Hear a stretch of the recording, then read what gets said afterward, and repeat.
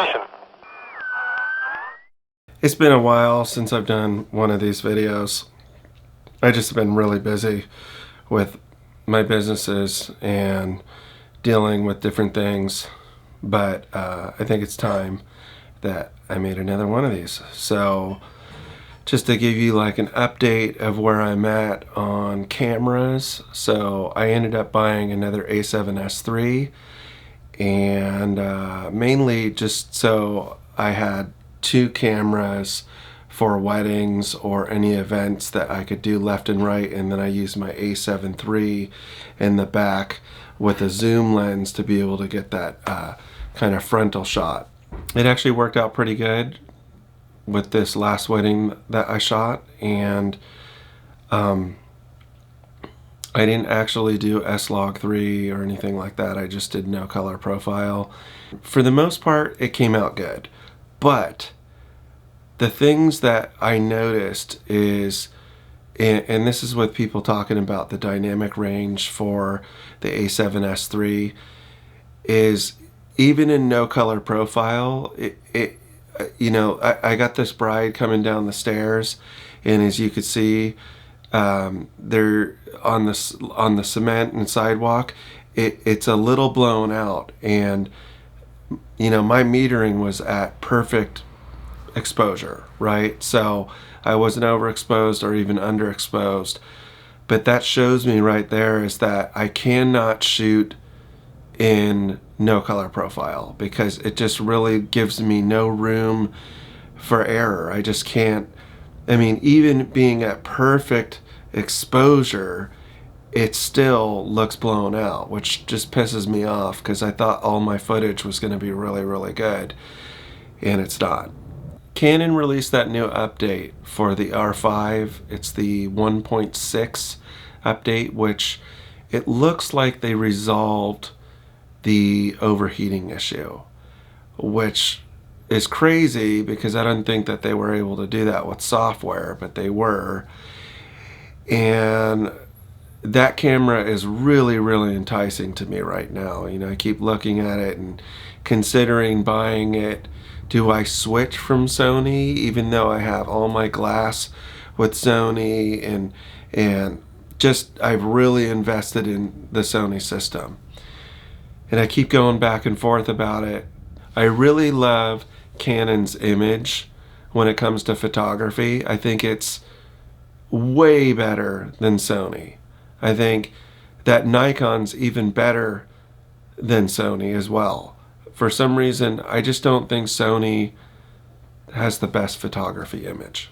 I think it looks pretty awesome. It's magazine quality, but I definitely think that Canon and Nikon are a lot better when it comes to image quality.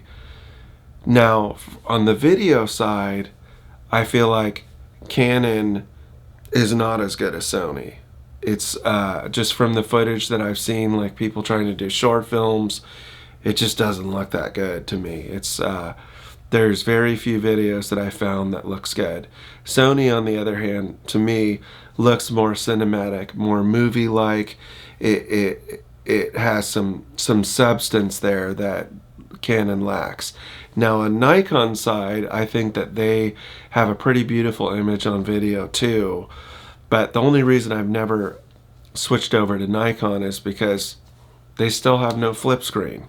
They have it on their Z30 or just these, APC cameras, but they don't have it on their full frame like the Z6, Z7, even the Z8 has some kind of flip up that's a little bit better, but it's not a flip out screen. And I gotta have that. It's great for vlogging or just getting your angles right. It's such a must, So my other thought is stay with the Sony system and get an A7 IV to replace my A7 III. So ideally I would love to replace it with the A1, but first off, it's a $6,500 camera. Takes amazing photos, you could tell, but it doesn't have a flip screen. So That's a frustrating thing about it. And the A7 IV does, but what are the things that the A7 IV lacks? It overheats after 45 minutes. So I'm not entirely sure what I would do about that, but I do want to upgrade it. So I'm battling in my mind, do I get the A7 IV? I do want to upgrade my gimbal. I own a Weebill S, which I used for that wedding. And overall, it's a great gimbal. It's light, it's small, it fits in my backpack.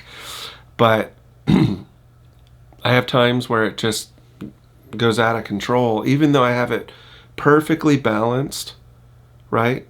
It'll still just, you know, I'll be doing a pan or something, and it'll just like kind of stop and move on its own. Like the motors won't work with it correctly. And I've seen other people have this issue as well. So I'm really considering getting the DJI RS3 that just was released.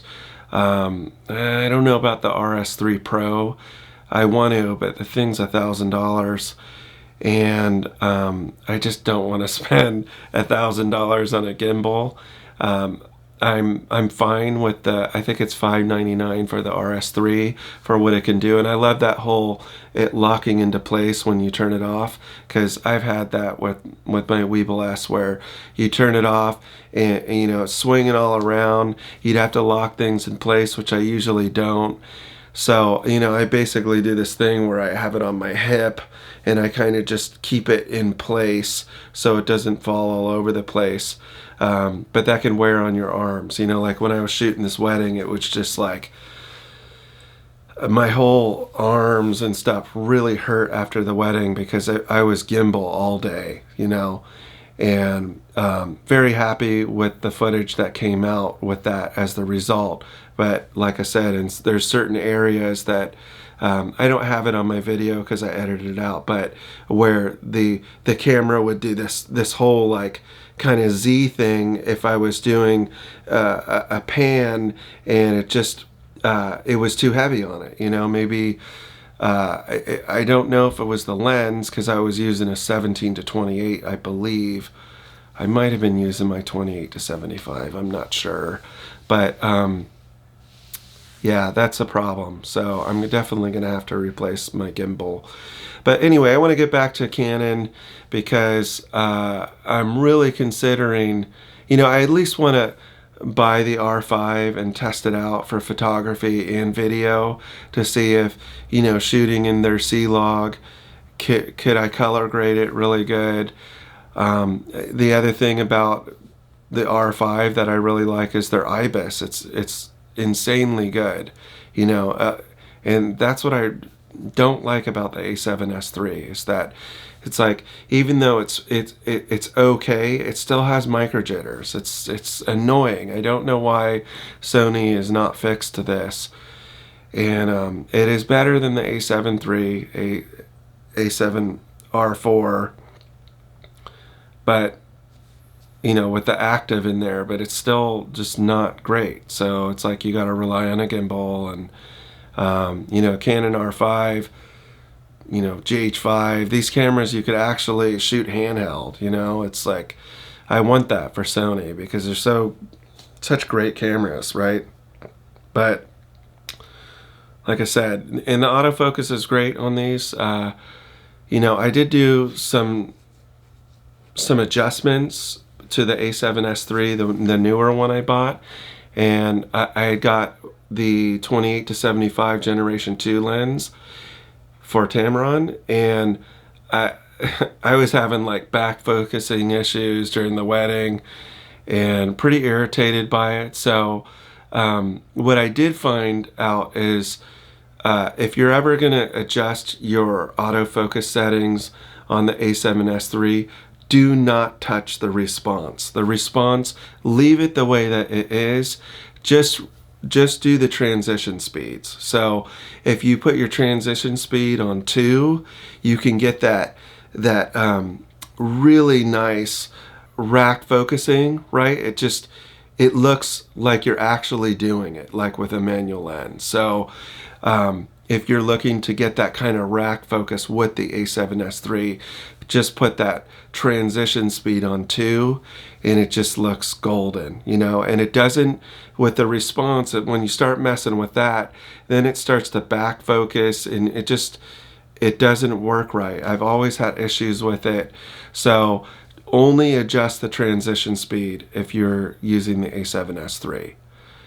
So with that, you know, like I said, it's been a while since I've done one of these talking head videos, and just want to let you guys know I'm still alive, still working on stuff, but I'm not really sure what to do with this channel. You know, I kind of like reviewing stuff, but I kind of don't. I like doing this stuff where I just talk to the camera, but I don't know. I mean, from new cameras, nothing's really exciting me. I don't like the GH6. I think Panasonic screwed up on that one. Just so stupid that, you know, since the GH5, we've just been complaining about the autofocus system, and they still rely on that depth of focus. It's just garbage, right? So I'm considering actually even just getting rid of my GH5 as the result, just because I use my A7S III on everything, and I love the image out of it. I think it's a great camera, but I am battling with the whole, do I get a Canon R5, test it out, see how I like it, because I've never tested out Canon or Nikon. It's always been Panasonic or Sony because I like the image. But maybe I'll try out a Canon R5 now that they fixed the overheating issue, but they still have the 30-minute issue, which would be a pain in the ass to deal with if I was filming wedding events or talking head stuff like this, because you're limited, right? Hopefully they'll remove that in the future, but I'm not sure. So let me know what you guys think. You know, if you're a Canon shooter, Sony user, if you're in the same position, let me know. You know, put your comments down below. Tell me, you know, do you think I should try out the Canon R5, leave the Sony system? Obviously, I'm not going to sell my Sonys until I'm completely in love with the Canon R5, but I don't know. I'm a longtime Sony user, and I don't know if I want to switch. So anyway, happy you guys are able to watch this, and I'll see you on the next one.